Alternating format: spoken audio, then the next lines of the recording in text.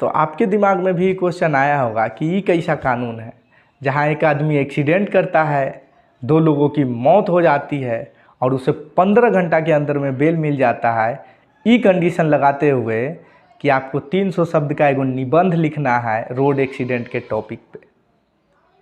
हाँ बिल्कुल, हम बात कर रहे हैं पुणे एक्सीडेंट केस के बारे में।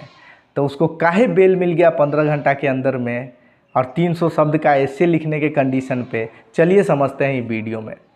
देखिए, जैसा कि न्यूज़ में हम सब ने देखा कि पुणे में एक्सीडेंट हुआ, 2 लोग मर गया, उसे कोर्ट ले जाया गया, कोर्ट ने बेल दे दिया। काहे दिया?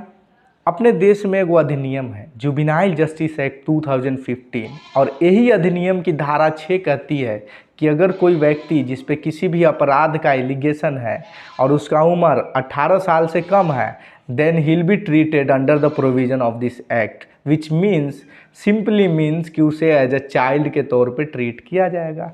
तो वही हुआ, जब उसे कोर्ट ले जाया गया तो पता चला उसका उम्र 17 साल 8 महीने है और उसे ट्रीट किया गया एज अ चाइल्ड। कोर्ट ने कहा कि बउआ 300 शब्द का एगो निबंध लिख के ले आओ।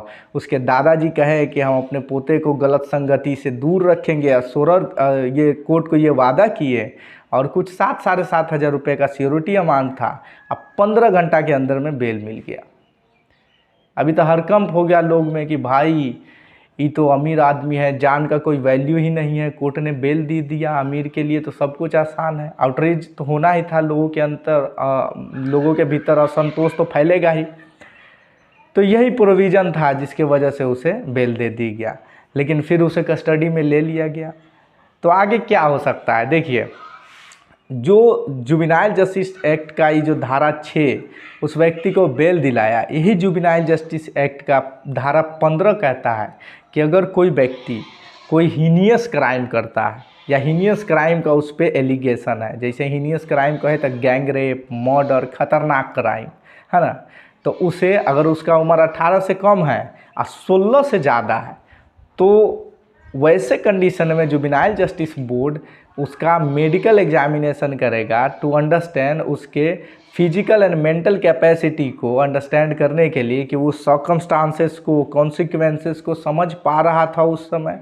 और अगर सेटिस्फाई करती है वहाँ पे जुवेनाइल जस्टिस बोर्ड की हाँ, तो वहाँ से वो डिस्पोज करेगी and then the person shall be treated under the provision of criminal procedure code 1937 as a measure। अगर वहाँ से वो सेटिस्फाई करती है कि हाँ भाई ये इसकी मेंटल कैपेसिटी, फिजिकल एबिलिटी जो भी है, जो मेडिकल एग्जामिनेशन के अकॉर्डिंग निकल के आता है वहाँ पे, तो उसे एज अ मेजर ट्रीट किया जाएगा सीआरपीसी के अंदर। तो उसे कस्टडी में लिया गया है। देखिए आगे क्या होता है और आपका क्या ओपिनियन है इस बारे में, ज़रूर कमेंट डाउन करिए एंड जुड़े रहिए हमसे ऐसे ही कानूनी जानकारी के लिए। लीगल मुल्ला को फॉलो करिए। धन्यवाद।